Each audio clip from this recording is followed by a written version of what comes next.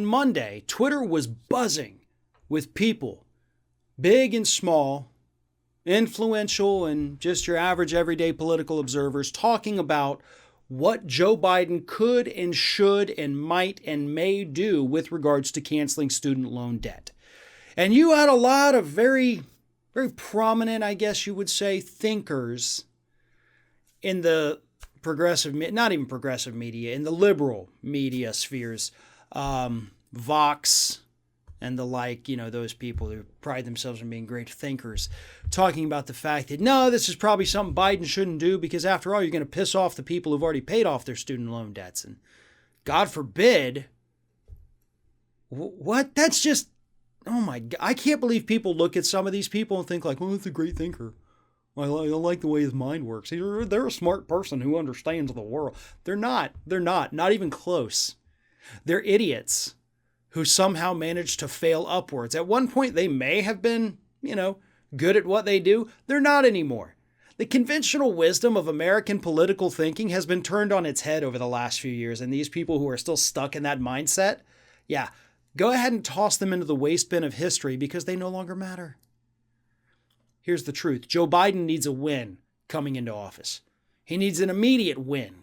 He needs to immediately do something to show the public that they were correct in choosing him over Donald Trump, and not just because he's not Donald Trump. That is important. What better way to do that than by issuing an executive order, which he would have the authority to do, to erase all federal student loan debt immediately? Gone. Done. Out the window.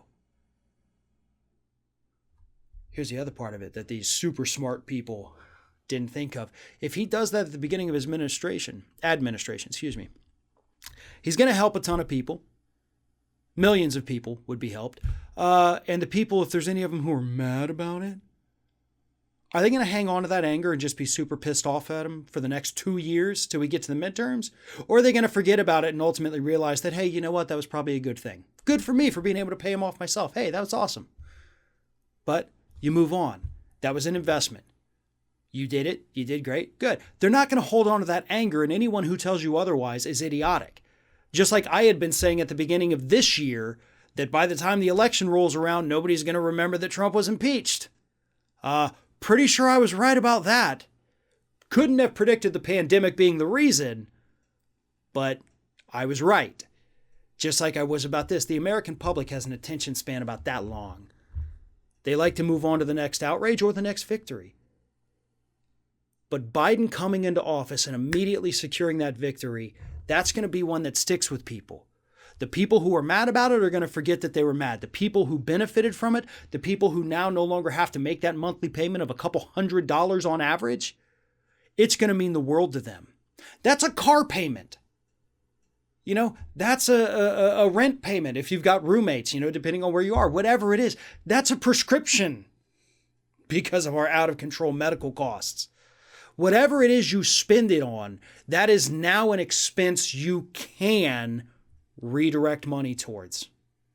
And that's what matters. And that's why this matters. The problem is, and this is what struck me as odd with everybody talking about it on Monday, I assumed I had missed some kind of announcement. Turns out I haven't. I haven't missed an announcement. Joe Biden has never said he is in favor of just straight up forgiving student loan debt. And that's the biggest problem. He's not said that.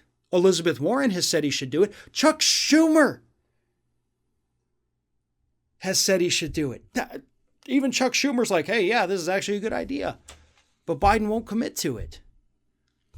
He has a plan to forgive some of the debt for people in certain jobs if you meet a certain subset of criteria, like criteria. You can't do that. Because you want to talk about pissing people off? Do your student loan debt forgiveness, but make people jump through 800 different hoops to where at the end of the day, only 3 people in the country qualify for it. That's going to piss people off. That's going to cost you. But there would be nothing stopping him because he can't do all student loan debt, including privately held, because you'd need the Senate for that. And McConnell will never give that to him. But federal student loan debt, he can do that with executive order on day 1, and it's gone. There's nothing stopping him from doing that other than these imaginary fears that it's going to piss off people who already paid theirs. Who cares? Help the people who are struggling. That is what the federal government is supposed to be doing anyway. And if you want to make sure that you don't lose control of the other two branches of government, or the two houses of Congress, or at least the House, in the midterms, you got to do something good for the people. You have to show them that they made the right choice and that they didn't only vote for you because you're not Trump.